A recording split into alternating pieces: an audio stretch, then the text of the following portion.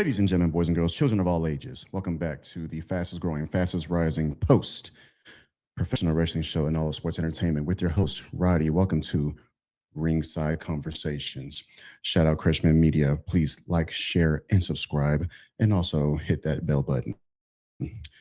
Today, my fine professional wrestling fans, I want a special video. This is not a Raw recap. This is not a SmackDown recap. I want to, in the spirit of now knowing that Gunther is John Cena's final opponent, I want to do a rundown of Royal Rumble, the start of the Farewell Tour, to where we're at now.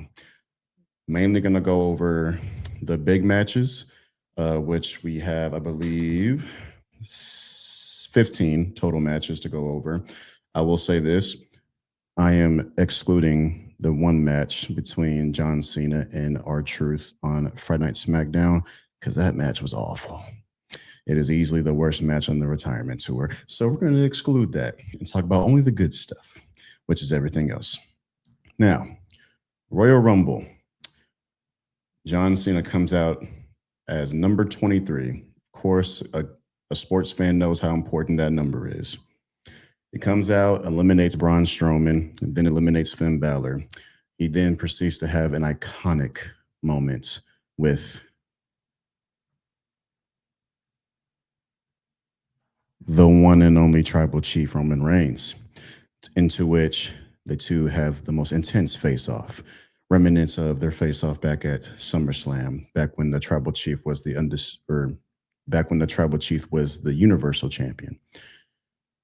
So then you hear the countdown that you hear in every Rumble, to then CM Punk, the best in the world, coming out, taking his sweet time. Now you have a moment with all three of them in the ring, and you see John Cena in the corner just getting all hyped up. He's ready to go. To then the next countdown, and then you see Seth freaking Rollins coming out. It was just an intense, crazy, and fun moment. You're going to hear me use the word fun a lot because the John Cena Farewell Tour was exactly that, fun. John Cena loses, obviously, because he gets eliminated after being the final two with main event Jey Uso. And we all know where that at, or we all know where that left.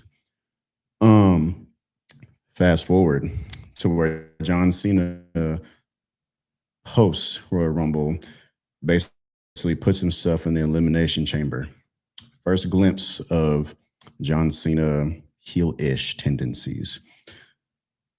Elimination Chamber match, Montreal, the most important moment, most important match of the Farewell Tour. You have John Cena, CM Punk, Seth Rollins, Drew McIntyre, Logan Paul, and Damian Priest. Side note, can we talk about like the fall off of Damian Priest? It needs to be studied. Anyways, in my opinion, probably the best Elimination Chamber match in the past 10 years. I love that match. The entire match was emotional. The entire match demanded your attention. The entire match had several moments where the crowd just had insane pops. You had moments like CM Punk and John Cena just sitting there hugging each other right before they start punching each other in the face. You get to have a story be told with CM Punk, John Cena, and Seth Rollins, a man who hates CM Punk to his core, yelling at John Cena to his face, "He's mine, stay out of it," all that kind of stuff. Like the match was just so much fun, man. I might need a countdown, or excuse me, a counter on how many times I say the word fun, because I'm pretty sure I'm like at 2 or 3 already. Anyways, John Cena obviously wins the match after having CM Punk passes out to his STF after an eliminated Seth Rollins comes out and curb stomps him on the outer side for John Cena to take advantage of the opportunity to have CM Punk pass out. So then we see The Rock come out to Travis Scott post Cody Rhodes' entrance, to where we have this odd moment due to the fact that The Rock, for whatever reason, wanted Cody's soul, like he's, I don't know, the Grim Reaper or something. maybe he's wrestling's Grim Reaper, and the final boss, a final Reaper. I don't know what to tell you. So then Cody said, Rock, go fuck yourself. Had an insane pop. To then John Cena having an even bigger pop due to the fact that John Cena hugs Cody Rhodes, and we see the iconic look to then seeing The Rock. And then John Cena kicking Cody Rhodes in the nuts. To then taking his Rolex that fell off of his wrist on the ground, started punching him with it. To then Travis Scott over here lighting sages in the ring and all that nonsense. Yeah, man, that moment is still, I mean, I remember when it happened, it broke the internet. I remember people were saying it was the most biggest heel turn since Hulk Hogan. It was certainly most important in terms of just two icons, two legends in the business and what they mean to the sport and culture. Having just, dude, it was just great. It was so much fun to watch.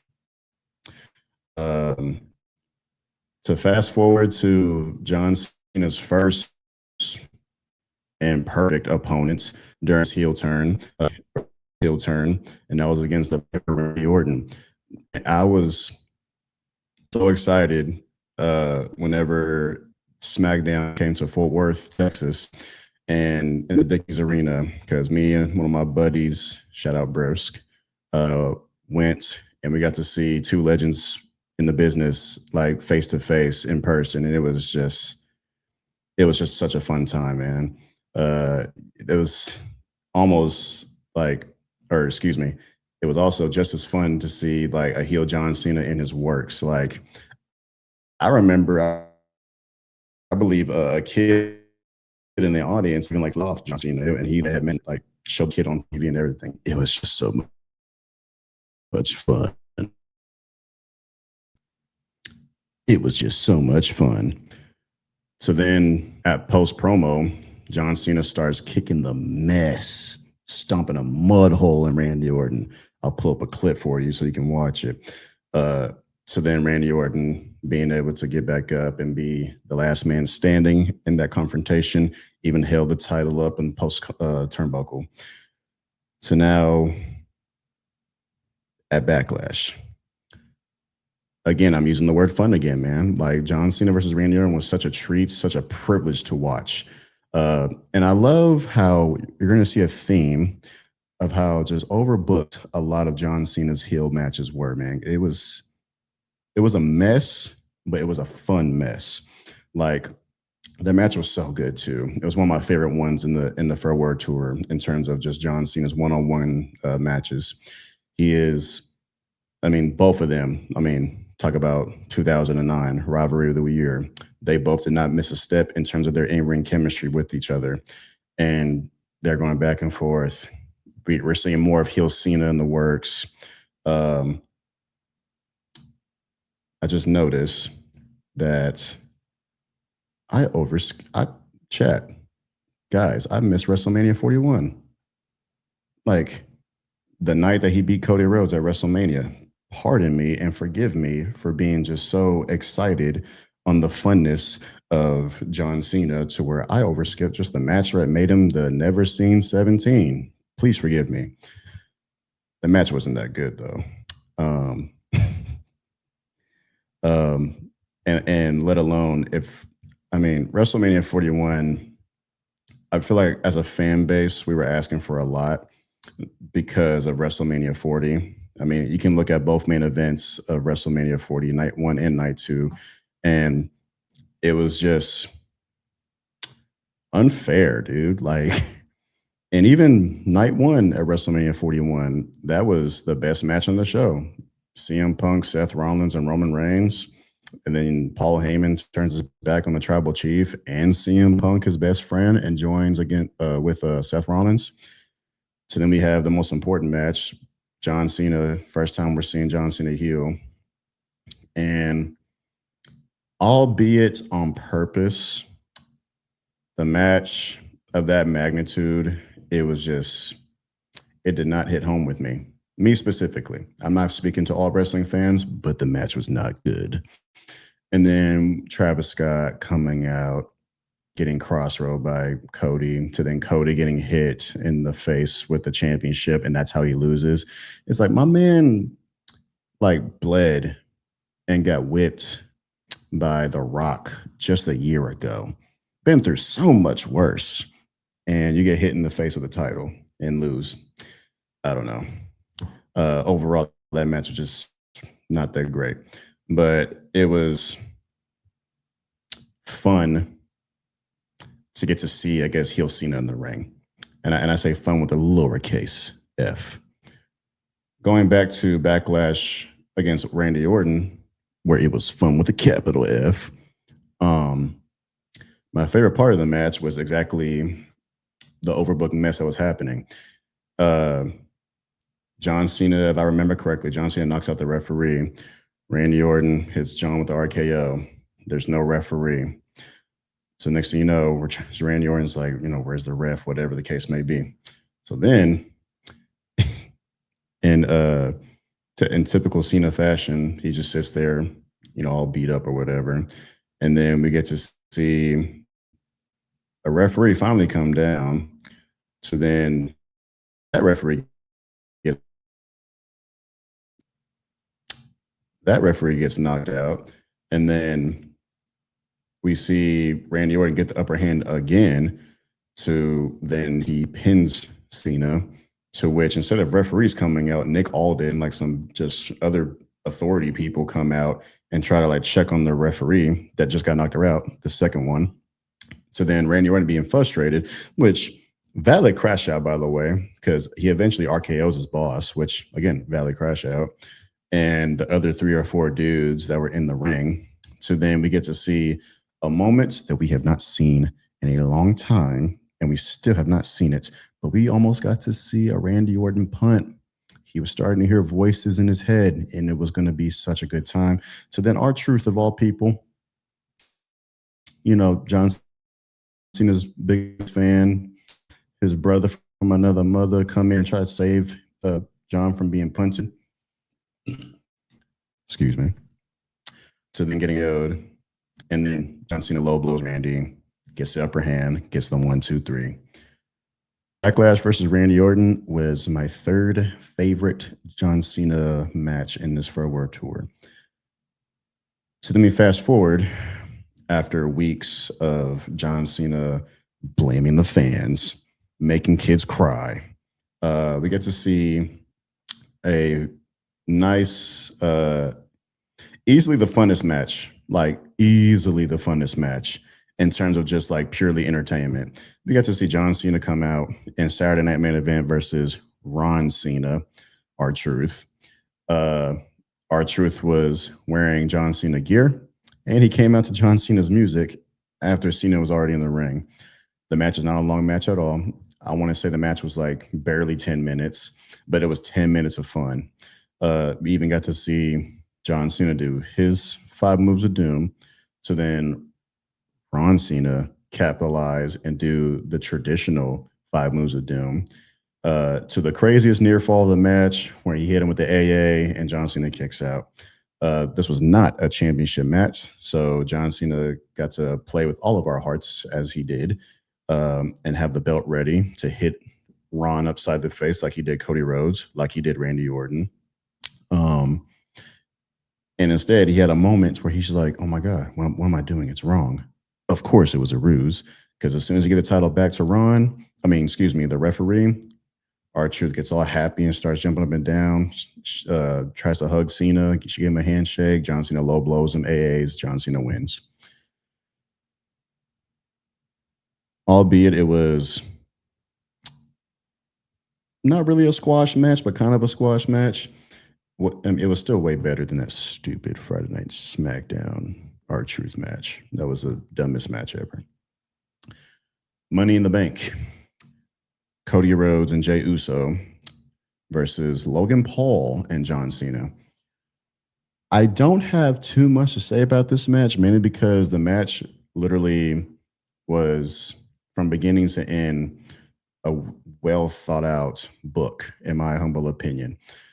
You got the 2 heels, John and Logan, like going to work on Jey Uso majority of the match.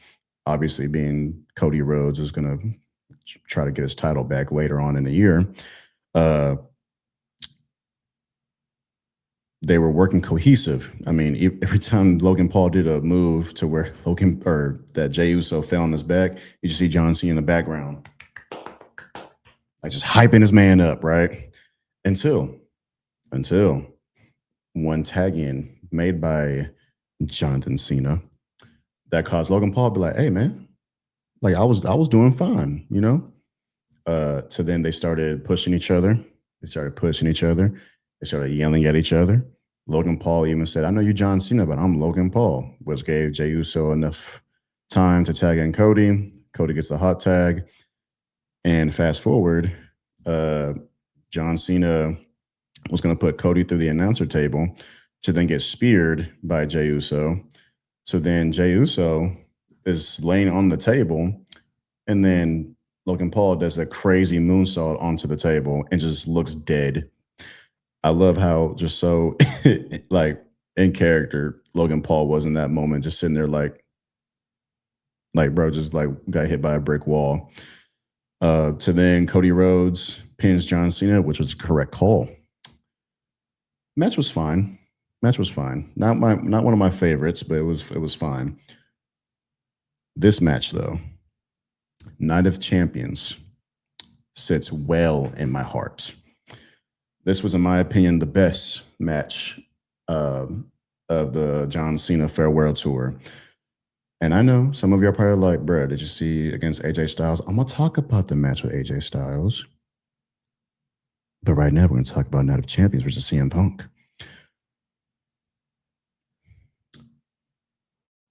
That match was two dudes, like I said with John and Randy, two dudes who chemistry, like their in-ring chemistry just never skipped a beat, man.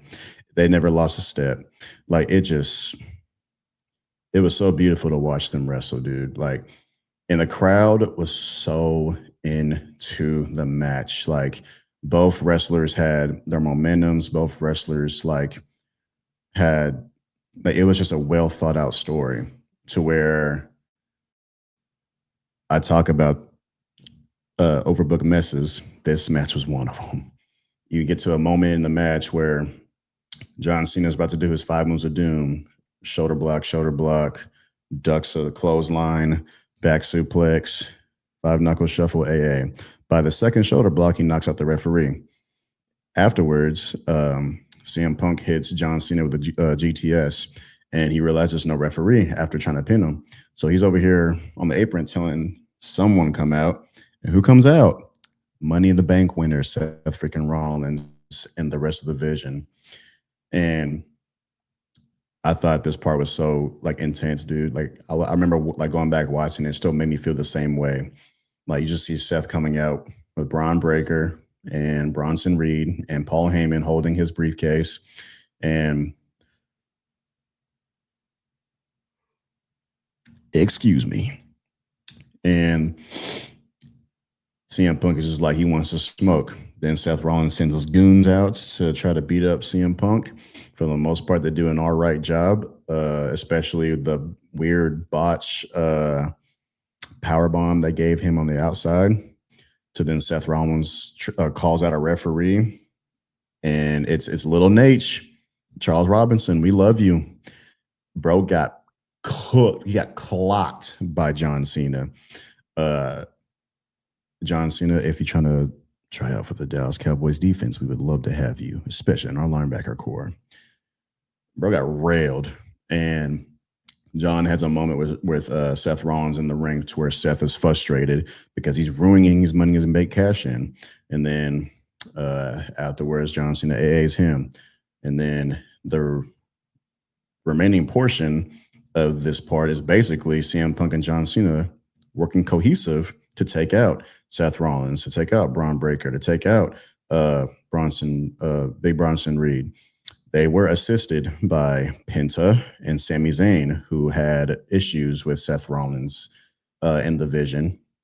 So they both made appearances to help out. By the time Bronson Reed was about to tsunami John Cena, CM Punk pushes him off. John Cena gets brought out the ring after hitting him with the AA. And then CM Punk and John Cena may have an emotional moment to where CM Punk is facing him off face to face. And he just sticks his hand out to shake his hand. John Cena accepts it, hugs him, and gives him that same look that he made to Cody. Looked right at the camera. He knew exactly where Stu was. Shout out, Stu. And then he about to low blow him. CM Punk saw it. Whoop. But then, of course, John Cena wins the match after hitting Punk upside the head with the title. And 1, 2, 3. The match was just so good. The match was my favorite match of the tour. I said it once, I'll say it again. Next matchup, SummerSlam versus Cody Rhodes. I don't know if other wrestling fans have this opinion, but I don't get that excited, especially after the WrestleMania match, of seeing John Cena and Cody Rhodes in the ring. In terms of importance, the match was important. And I think the fan base knew that Cody was going to win. However, they do an amazing job in the match to make you think either side. I mean, Cody Rhodes hit John Cena with 3 crossroads. John Cena kicks out. Cody Rhodes kicked out of John Cena's avalanche attitude adjustments, and bro's still breathing. Cody Rhodes unscrews the bottom turnbuckle and hits John Cena side of the head with it. Then Cody cutters him, and he still kicks out. There's a lot of crazy moments that allowed the fans to be like, dude, maybe Cody's not going to retain the title, or get the title back. Maybe John Cena's not going to retain the title. Like, it was just a lot of moments in the match to where fans could go, dude, I don't know no more. But this match was also fun in a standpoint of, there was the first match since the heel turn that we finally got to see John Cena face. And I'm going to say this now. I am not a hater. However, I thought the face turn, I thought the face turn was very fast. It was quick. I felt like they could have marinated it more, in terms of giving the face turn more time. I was still happy with it, though, if I'm being transparent. The match itself, though, it was better than a WrestleMania match for sure. It was very long, too. Dude, I'm sitting there dude, they're still wrestling, right? But when I talk about everything else that I have in my notes that I'm looking at and everything I've said already, I'm not going to say it's lackluster, but we're going to talk about some funner matches after I talk about this one. The SmackDown after John Cena loses the title, they get into a tag team match with Drew McIntyre and Logan Paul.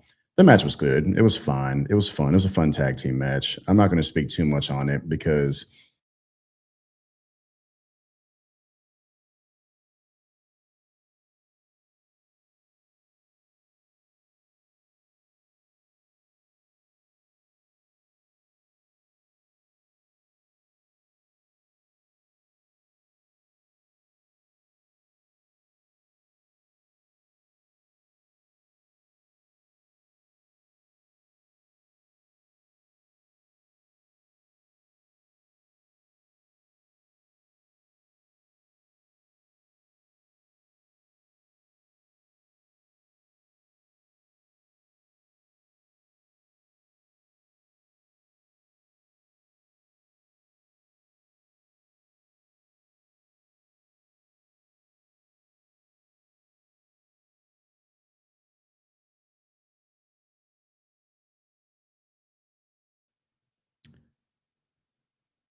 Clash at Paris versus Logan Paul.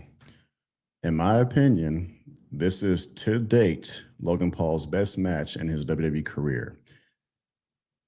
This is one of the funnest matches in John Cena's retirement tour. We got to see a John Cena in his last year of wrestling look like 2015 John Cena when he had the US title, when he was busting out just random moves and making him look amazing. Moves like tornado DDTs, Moves like hurricanranas, which John Cena, please be careful when you do those because that one against Logan Paul was shaky. Nonetheless, it did the job. Moves like the sunset flip powerbomb. Granted, he is against Logan Paul, someone who's young, athletic, where he can do stuff like that too. But dude, the match was just so good. It was so much fun. And they were in Paris. Like Paris is now one of the most elite wrestling crowds in the world. Even dude, like when he hit the Styles Clash on Logan Paul and Paris started doing the phenomenal chants, cinema. Then you got to see John Cena doing moves of people from his past, moves like Kurt Angle slam and the ankle lock, Edge's spear, which looks way better than Jey Uso's yeet. Yeah, dude, the match was unbelievable, and the setting mattered because although the match, in terms of importance, wasn't really that important, it still lives rent free in my head. Just all the stuff that went down in that match. Fast forward to a match very similar. To SmackDown, to where Sami Zayn comes. It was John Cena's last SmackDown, and Sami Zayn comes out and like kind of demands John Cena his title match in terms of Sami Zayn being the champion. Going to John Cena, says, I want to do a U.S. Open Challenge. I want to bring back a tradition of the championship that John Cena started. And John Cena's like, let's do it. The match was so good. I believe they were in Chicago too. So like, duh, like in terms of like another wrestling fan base city, like Chicago is awesome. Another match where John Cena gets to bust out moves from people's past. He even busts out the GTS, and Chicago loved it. And I personally was a big fan of the finish. If I recall correctly, I believe Sami Zayn was feuding with Solo Sikoa and MFT for the U.S. Championship. So Sami Zayn didn't drop the title to John because of the disqualification. But dude, the match was everywhere. Like Blue Thunder Bomb here, AA here, GTS here. Excuse me. Could have sworn my silence was on my phone. But Sami Zayn, I remember watching Sami Zayn back in NXT, like early black and gold NXT, like post Seth Rollins, post Biggie Langston, like if you know, you know, black and gold NXT back when NXT was peak. But NXT is still good now. I mean, shout out Obafemi, the ruler NXT champion, who I'm excited to go against Cody Rhodes at Saturday Night Main Event, by the way. That's neither here or there, though. This is a lot of people's least favorite match, WrestlePalooza versus Brock Lesnar. The only good thing I can really say about this match is the fact that Brock Lesnar's entrance at WrestlePalooza is the best Brock Lesnar entrance of all time. The black and white lighting, the pyro was amazing. Brock looked amazing. He's still a freak athlete somehow in his age. But the match was a squash match, and it's like we didn't need to see that in John Cena's retirement tour. I still can't fathom the fact that they went through with that. Like, it looked like the same match from way back when John Cena took like 25 suplexes and 37 F5s and all that nonsense. Like when Suplex City was created because of John Cena, it was just like that. And it's just like, we didn't need that as fans, man. Like, we didn't need that. Like, nothing good came out of that match, I feel like. And people, I think, don't talk about it because it's not like, you know what I'm saying? So, I ain't got really much else to talk about WrestlePalooza when it comes to John Cena versus Brock Lesnar. It just was not good. But the piece to resistance, crown jewel, AJ Styles. AJ Styles versus John Cena is my second favorite match in the John Cena Farewell Tour. So we have CM Punk, AJ Styles, And what else did I say? And Randy Orton. That's what I said. Um, Triple H said it best post interview after the PLE. He said that they both wrote a wrestling love letter. And I don't know how else you can say anything remotely better in terms of that match, man. It was literally a wrestling love letter. Like John Cena again gets to use movesets from people in his past. And if you know wrestling, AJ Styles did the same thing, man. And it was, and the fact that we got to see the introductions prior, and you get to hear things that would not happen if Vince McMahon was still in charge of WWE. Like, we live in an era of wrestling now, man. We're so good to be a wrestling fan. It's just so good. The undisputed boss of the Bullet Club. Like, we would have never gotten that. And I don't even know if AJ Styles knew about that. Hence his reaction. It was just like, wow. Like, the face that runs the place. Like, it was just so good. And AJ comes out in his TNA tights, dude. Like, come on, bro. Like, it's. I'm curious to see about AJ Styles last year, since you said he has one more year in him. So I'm curious to see what that's going to look like. Maybe he'll have his own retirement tour. Have no idea, but the dude is still the best in the business. This is up there on people's favorites list. John Cena versus Dominic Mysterio for the Intercontinental Championship. Championship that John Cena like eluded his entire career. It's the one championship that was keeping him from being a Grand Slam champion. To people who are unaware, Grand Slam champions, you won every title there is in the business, or at least in that company. They were in John's hometown. Crowd was so good. Like, it was so good. And speaking of so good, Dominic Mysterio is so freaking good. The kid can work with anybody. I feel like he reminds me a lot of Seth Rollins, to where I can't think of a bad match that the kid has had. Like, he just can work well with anybody. Loses the match. John Cena becomes Grand Slam John, and it was just great.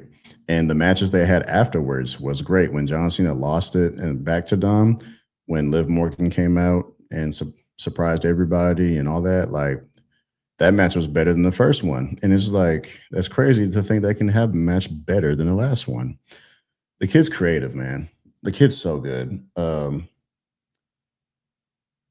To my recollection, well, there was a 6-man tag team match between John Cena, Sheamus, Rey Mysterio, and the Judgment Day. That match was fun. It's a fun Monday Night Raw match. I believe it was John Cena's last Raw, and they had the 6-man tag match, to which they won, of course.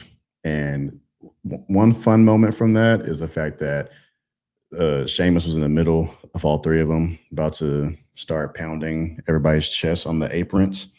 And then he told John, like, nah, you're going to get in the middle, bro. You guys to. Respect to Sheamus. Respect to Sheamus. And now we await John Cena's last match with Gunther at Saturday Night Main Event. A lot of people are upset that Gunther is his last opponent. I called it.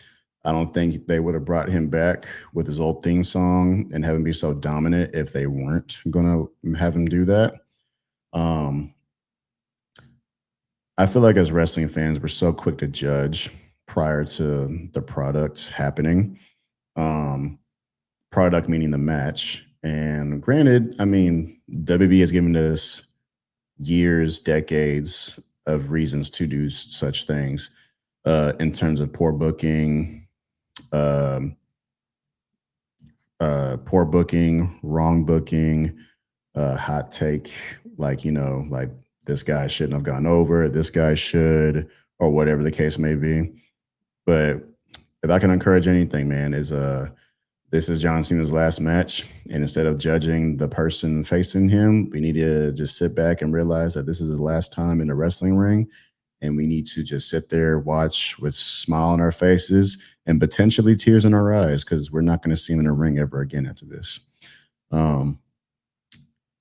My first memory of John Cena when I was a kid was his rivalry with Randy Orton. The first time I ever watched wrestling, I was watching the SmackDown. CM Punk was dressed up as Jeff Hardy. Just kind of give you an idea of the era of wrestling we're talking about. I believe this was post SummerSlam that CM Punk beat Jeff Hardy for the championship in the ladder match. And Undertaker comes out and I think Tombstone CM Punk. This was like pretty straight edge society, everything like that, right?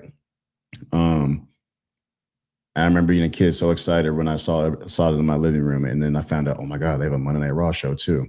And I believe at the time, John Cena and Randy Orton were feuding on Monday Night Raw, and that's where I find out about Randy Orton. And wrestling is just a beautiful sport, man. Regardless of what people may think about it because of it being fake and all that stuff.